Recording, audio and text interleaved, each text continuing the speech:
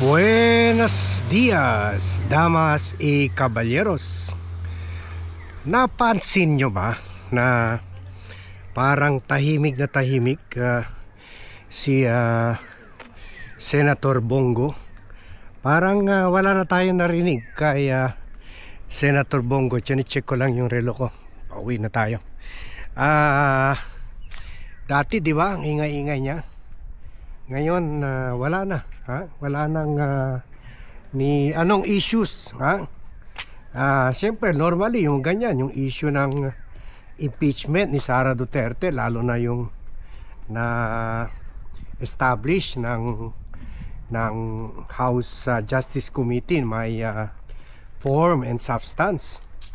At yung sa hearings ng ICC ni Digong, ngayon nga papunta na tayo doon sa may rally pa nga sila yung 1-year anniversary sa pag-aresto niya, so 1 year observance of the arrest, palapit na. Pero napansin nyo ba, wala ang last sa mga statements ni Bongo ay nung naisama siya sa lista ng mga court perpetrators. Yun natin last narinig si Bongo. So after that, tahimik na siya. So kaya I have naging suspicion, baka talagang nilaglag na niya si former President Rodrigo Roa Duterte. Kumaga survival mode na si Bongo, pati si Bato, ha? So parang nakikita ko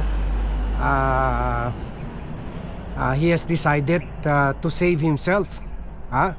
At totally ilaglag si Digong, si Sara, si Pulong, si Baste at iba pa mga Dutertes in favor of voting for the impeachment of Sara Duterte. At ang kapalit niyan ay sa gagawin na niya yan o ginagawa na niya sa pagkatahimik niya sa mga issues ng mga Duterte, ay ang kapalit niyan ay baka hindi siya ipapaaresto ng Marcos administration. Meron kasi isang dating ICC judge na sa isang panayam, sabi niya hindi naman maglabas ang ICC ng lista ng mga court perpetrators kung hindi pa ready ang arrest warrant, kung hindi pa nailabas yung arrest warrant. Sabi niya normally nilalabas nila ang lista dahil meron ng arrest warrant, so posible meron na nga talaga, hindi lang kay Bato de la Rosa, pati kay Bongo. Baka meron na silang first batch. So baka itong dahilan na nakipag deal na si Bongo sa Marcos administration na pagdating ng impeachment complaint sa Senado, magjo-join siya sa majority to vote for the impeachment of Sara Duterte. At ang kapalit, hindi siya ipapaaresto, kahit meron, kasi depende naman yan sa political will, at sa order ni President Bongbong Marcos, hindi siya ipapaaresto, at i-deport or i-turn over sa ICC. Yun siguro, tingnan natin, yun lang, kasi grabe ang pagkatahimik ni Bongo. At ito rin siguro ang explanation na hindi siya inaaresto nitong si Johnny Bravo, better known as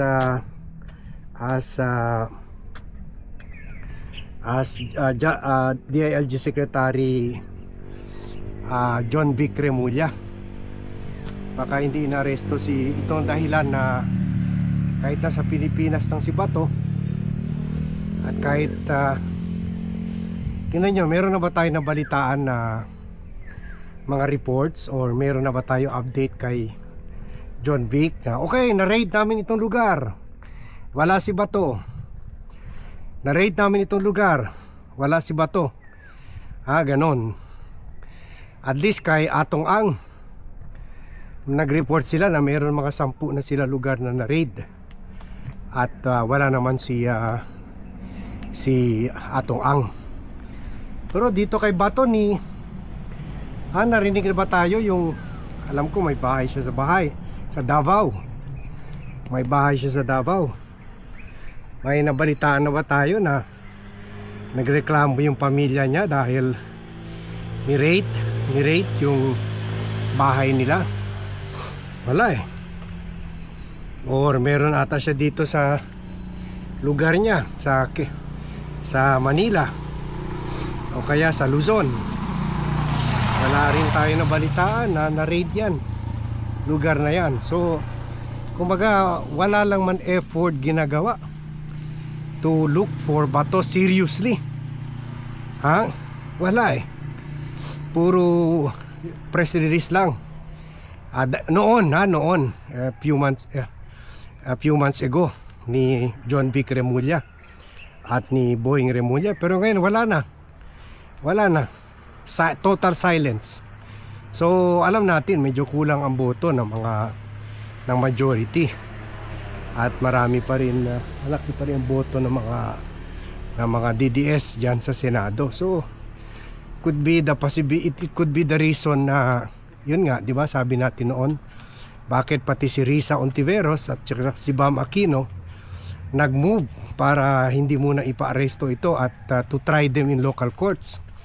So baka yun ang agreement nila, wag na itapon sa ICC.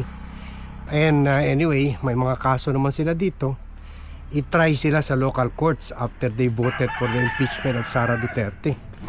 Kasi dito pwede sila bigyan ng special treatment, tulad yung noon sa Napoles scam na binigay ng special treatment kay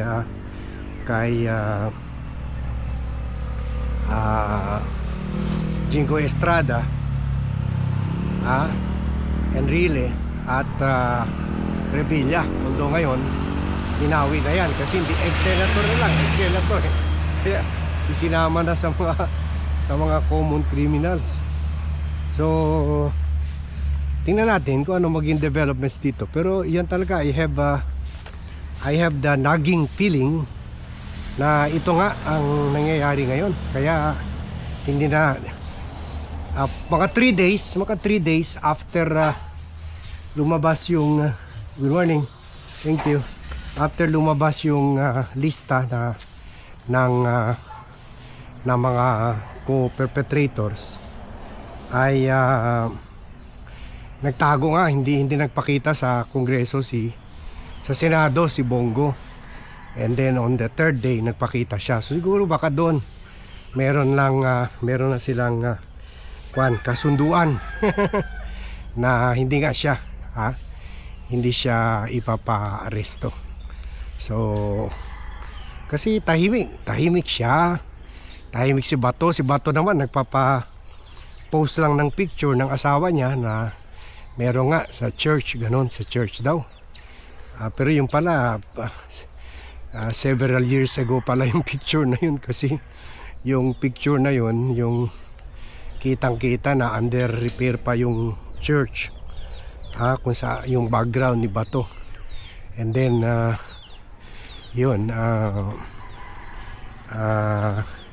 nung kinompare sa picture ng church ngayon. Good morning. Good morning. Okay yan. Oo, para panglakat. Okay. Pan natin neighbor ko na subscriber rin natin. So marami rin naman ako dito mga subscribers sa neighborhood ko. At masaya ako. Mga successful na businessmen and professionals. Customs broker, one of the best customs broker in the country. Si Mr. Ray Tubig. Bilyonaryo. Joke lang. Takot na takot sila pag sabihin ko yan. Ganon rin si Tito Rene Ochoa. Si Manny Dizon. Yan. Mga silent B yan.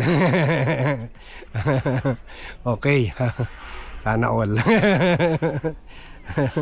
Sana all. Okay, so okay, si Janie from Singapore. My Singaporean neighbor. Okay, yun ang kuha natin. Yun ang tingin natin dyan sa pagkatahimik nila, including si Bato. Kasi pwede naman kayo nagtatago siya, magpalabas siya ng press release and show support to Tatay Diggs. Wala eh. Parang kay Bongo wala eh. Parang wala nangyari impeachment hearing. Parang wala nangyari na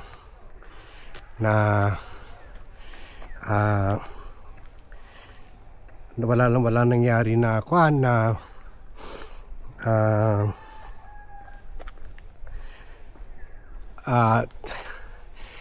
ICC pre-trial. Wala eh. Dapat nagsira na, binanggit na kayong pangalan nilang dalawa eh.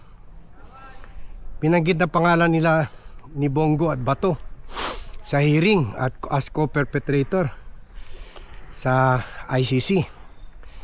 Pero wala rin eh. Wala talagang reaction. So ibig sabihin na playing safe na sila. Bakit? Anong kapalit sa ganyan change of ngayon noon fighting form sila, ngayon tahimik, silence of the lambs. So yan yan ang assessment natin dyan sa issue na yan, and we'll be keeping watch kung ano ba, saan ba mapunta ito.